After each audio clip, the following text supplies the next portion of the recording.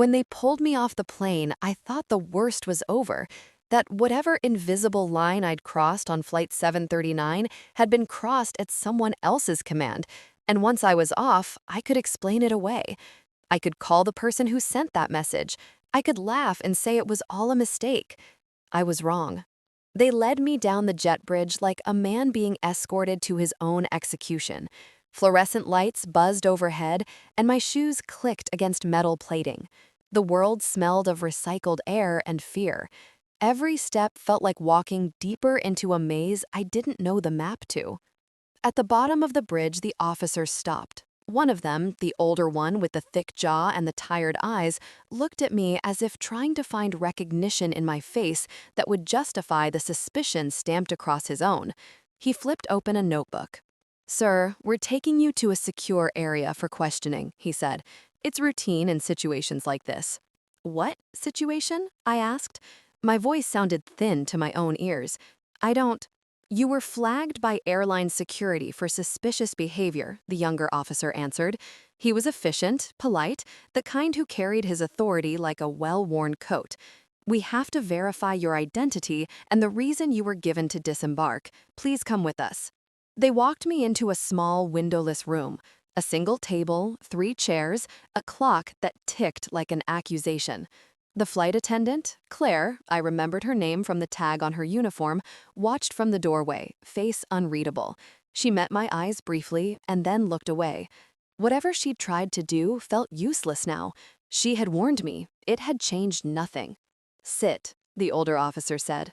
I sat, hands flat on the metal table. Feelings slid under my skin, embarrassment, confusion, anger. Mostly anger. How could someone plan this? How could anyone send me into a trap so neatly? An agent in plain clothes came in next, hatless, in a suit that smelled faintly of expensive coffee. He introduced himself as Special Agent Moreno. He smiled in the way people do when they are about to do something necessary but unpleasant. "Mr. Hayes," he said, "you were asked to leave Flight 739 by a member of the cabin crew. Can you tell me why?" I opened my mouth, closed it. "She told me to run," I said. "She handed me a note." He nodded slowly, as if this fit into a puzzle he hadn't finished. "Do you have the note?" I patted my pocket. The napkin, the one that had said run, still sat there folded. I handed it across the table. He unfolded it with fingers that pretended not to tremble. "Is that all she gave you?" "She gave me another note when we landed," I said. "She said she was sorry, but I don't know. I don't know why she told me to leave." Agent Moreno's eyes slid to the doorway, where Claire still stood, arms folded. "You were also flagged by a passenger who reported your behavior as suspicious," he continued. "Can you explain what you did on the flight that might have made someone report you?" I wanted to laugh.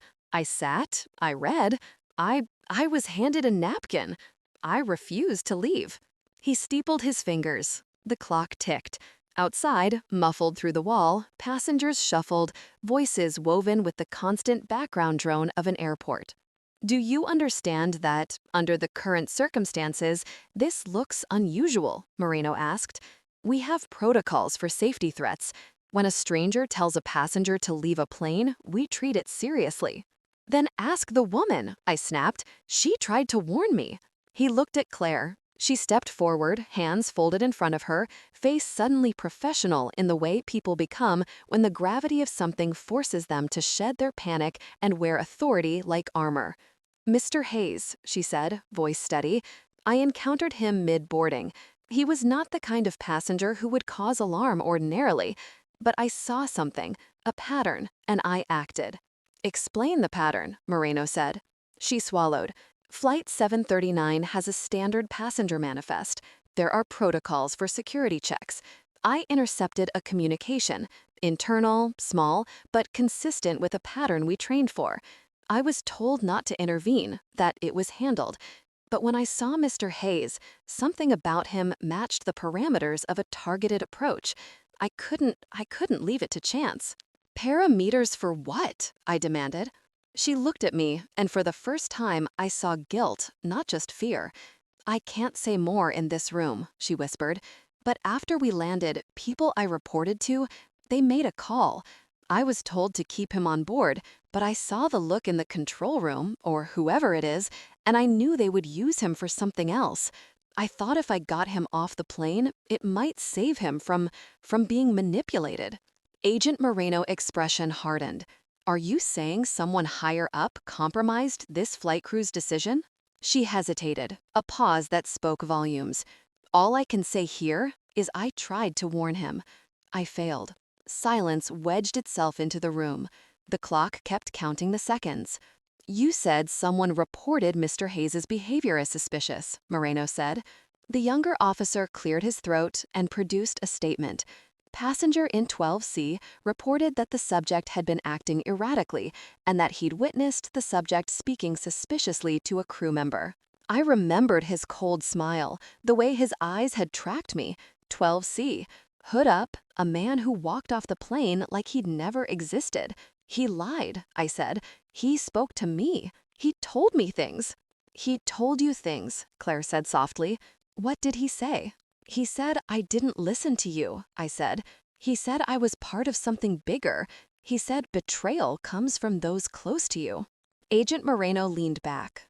Any enemies, threats, recent conflicts with colleagues, business partnerships, personal issues? I thought of my life, boring, linear, reasonably secure. Work at the marketing firm, a girlfriend who cooks on Sundays and left notes on the fridge. Friends, yes, but none of them seemed capable of orchestrating airport conspiracies. No, I lied. No enemies, no recent arguments. You expect us to believe that? The older officer asked, voice edged with impatience. We're calling your references. The interrogation felt clinical and cold. They asked questions that should have been easy. Names of people I'd been with recently, the last places I had been, the credit cards I used, whether I had been subject to any prior surveillance. Each answer felt like handing them a thread that could unravel me. At one point, the young officer brought in the footage from the plane, cabin cams, security cameras. I watched myself on a small monitor, a stranger in motion. The flight attendant wept in the corner of the frame.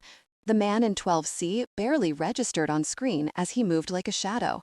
I watched the napkin drop and my fingers tremble when I opened it.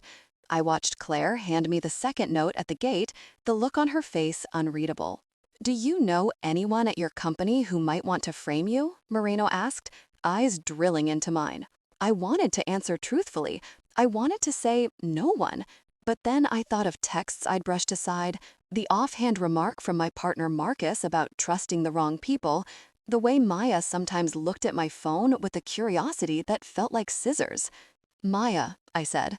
Both officers sat up. Who Maya? The older one asked. Maya Patel, I said.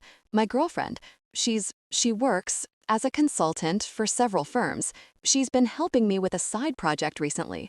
But no, I don't think she'd set me up. We'd never. She wouldn't. You said she had access to your phone, Moreno asked. It's not just access, I said, retrieving my phone from my pocket. Messages, calls, images, everything were in plain sight. I scrolled, showed him late-night texts with Maya, affectionate and mundane. Look. He skimmed quickly. You two seem close. We called her. Her voice answered on the first ring. Erin, everything okay? She asked, warmth like a blanket. Not here, I said. Can you come to the airport? I'm being questioned. There was a pause, a short, weird silence. I'm in the middle of a meeting, she said finally. I can get there. Where are you? I told her. She said she'd be there in 40 minutes. 40 minutes could be an eternity. It was also almost exactly the amount of time until they told me that the passenger in 12C had filed an official complaint and that there were records of a transfer of data from my phone to an unknown device during the flight. That's impossible, I said. I didn't transfer anything. They brought the logs up on the screen. A timestamp, during the flight, a small burst of data, less than a megabyte, transferred. Metadata indicated a device within close range. The code was obscured, but the transaction appeared legitimate. Who has access to your phone? Moreno asked. I felt my face flush. Maya knows my passcode sometimes because I'm sleep-deprived and she's helped unlock it, but she wouldn't. Mr. Hayes, the older officer interrupted, We're looking at this objectively. Right now, you're a subject in a potential security breach and possibly a pawn in a larger scheme. We have to consider all possibilities. Maya arrived holding her bag and looking like someone who had been wrenched out of her day. She hugged me, a quick public hug, then turned to the officers, face composed. "Claire called me," she said. "She said there was an incident." "Did you send the message, 'Don't run'?" Moreno asked without preparation. Maya's lips parted. "No, who sent you that message?" I held up my phone to the screen. The message notification was still there. "Don't run," from an unknown number with a simple signature. R. Maya's face didn't change, not at first. Then a small tremor passed through her hand. "That could be from my work," she said. "We communicate with code sometimes for client work, but I haven't used that shorthand in months." Moreno looked at her like he was weighing her against the world.